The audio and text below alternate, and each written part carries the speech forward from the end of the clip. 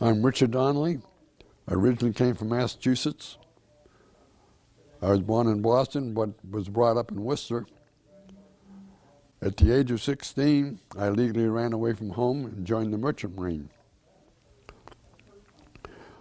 Put in my maritime boot camp at Sheepshead Bay, and then my first ship was out of the Panama Canal Zone.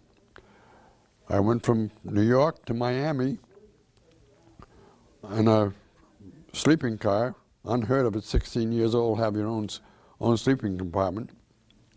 When I got to Miami, I was put aboard a P5M and flown down to the Panama Canal Zone. I picked up a T2 tanker. At that point, we went down to Aruba, filled up with oil, and came up the coast to New York, and then over to a little port in Bremen, outside of Liverpool, halfway up the Liverpool-Manchester Canal, at a port called Ellesmere Port. The refinery was there on the east coast of Great Britain. They refined the fuel into gas that was pumped across Britain under the canal, or so that never was there a tanker on the west coast of Great Britain between France and Great Britain. When we got through there, we came back, and I grabbed a Liberty ship. This is in 43 and 44. In 45, I was on a Liberty ship that was in Le Havre, France, VE Day. I'd never so discussed in my life. Le Havre went strictly hammer and sickle, was the only flag you saw flying in Le Havre, France, VE Day. We came back after that, and I made one more trip across, and then it was decided that all the army that was left in Europe should come back to the States, or a good part of it to be retrained to go to the Pacific. There was not enough transports to bring them back, so that the Victory ship was transformed into troop transports. We brought cargo over, and once the hulls were unloaded, they set up the galley to feed the troops, and bunks down in the hold to support them. While this was going on, I happened to be in the Union Hall, and an old retired Army cook was talking about how this would work, the only way it would work. The only way it would work would be if we were allowed to have one of the upper deck cabins with one bunk for the Army cook, so that he could put 3 people with him, a first sergeant and 2 cooks. The first sergeant to run the troops, because we had no control over them. I listened very intently to what was going on, and my next trip into the Union Hall, there was a spot for the Army cook, and I grabbed it. In those days, we didn't have to sign articles until everything was agreeable, so that I could go aboard ship and barter for what I wanted to do, and if I didn't get what I wanted, I could leave the ship. I went in and talked to the chief steward, who I would be working for, and explained how I saw it working.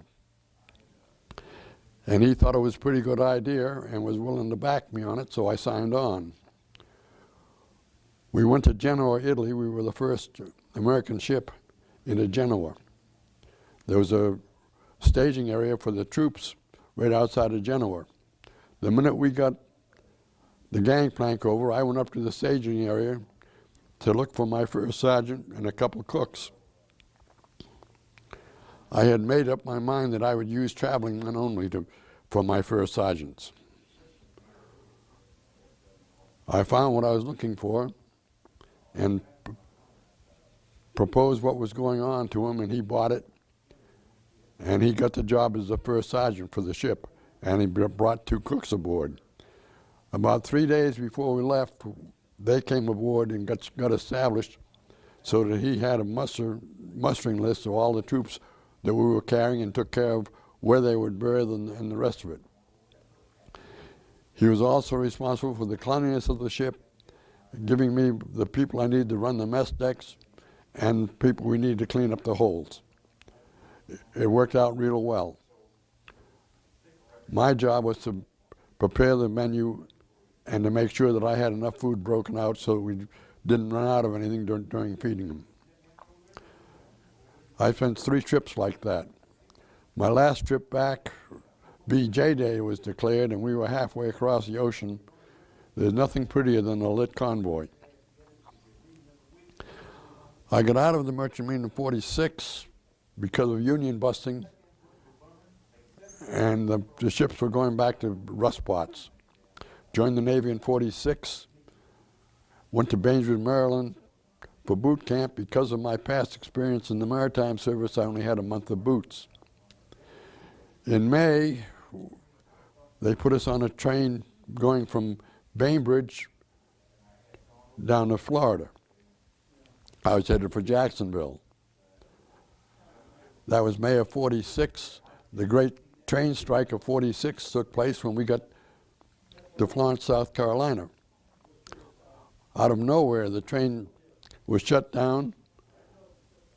We were on subsidized food tickets. Without having a place to cash them, you couldn't eat. I took the Navy troops that I had about 20 with me, and marched them to the high school and let the high school worry about us, which they did. They took good care of us. The train strike lasted about two days when Truman told them to go back to work or else we'll put you in the Army and you'll be in the Army running the trains. They didn't like that, so they went back to work. I had quite an interesting career. I did a few things that some of the other people didn't. I put a tour in blimps. A lot of people don't understand blimps. It's a science in itself. When you heat a gas, it expands.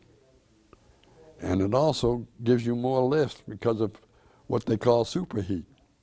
You get a cloud over the sun and now you lose your superheat and lose your expansion, and the blimp will wrinkle. Now you got to blow it up again. Also, in flight, if you hit a thunderstorm or any rain, the massive canvas of a blimp, just a little bit of water on it, will take away your superheat plus add a lot of weight, which is very dangerous. You're always on your toes. There's never, with a blimp, you never can relax, even on the ground. I was lucky enough to be assigned for 2 astronaut pickups. I was on the Kearsarge when we picked up Wally Schirra in October of '62 and Gordon Cooper in May of '63. Wally's trip, we could have put him on the carrier as well as alongside. We watched him break through the atmosphere, watch the parachute deploy, and then watch him float gently down the water.